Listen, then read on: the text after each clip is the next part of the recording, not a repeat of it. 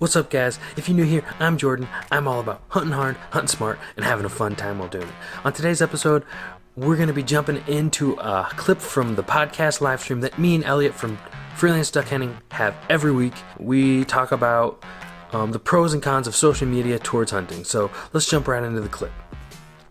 But it's the beginning of like a polarization with my community of here's how we feel like duck hunting should be done ethically.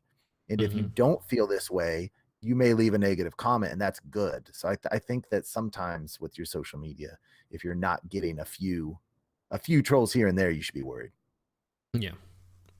But that's a little different than trolls. What you're saying there is like people starting a conversation that needs to be had where people are saying, no, sky busting is fine. You're like, no, it's not, because it's unethical. Yeah, absolutely. That's another really, as far as to the guy that sent that comment to you, and it looks like he sent it to somewhere in Wisconsin about why do you need a podcast and why do you there's a lot of hunters that don't do it quote unquote the right way. They sky bust, they leave trash out in the blinds. It's unbelievable. There's in some places in Kansas where guys leave so much trash that on state website they're like, pick up your trash. I mean, it's a real problem. So there's so many people that don't do it in an ethical way, that people like you, man, I want you shouting from a mountaintop everywhere you go, because we've got to get a tide moving the right way.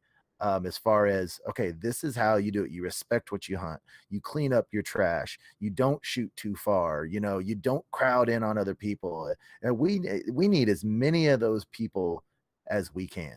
Yeah.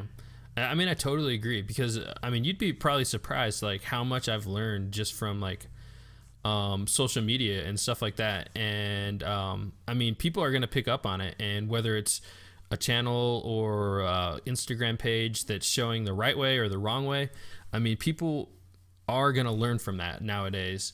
Because for me, I really didn't have like a mentor when it comes to duck hunting. Like, I went with my buddy here and there, but it was mostly I was going by myself. I was learning, as I went. And like I said, like the first time I went, I got done. Like I had no perspective of the distance I was shooting, and I got done and I went up to the boat launch and I had to ask somebody, I'm like, cause I'd shot and I didn't know, like, I was like, why didn't the bird fall? And I asked the guy at the boat launch, I'm like, how far of a shot would you take on a duck?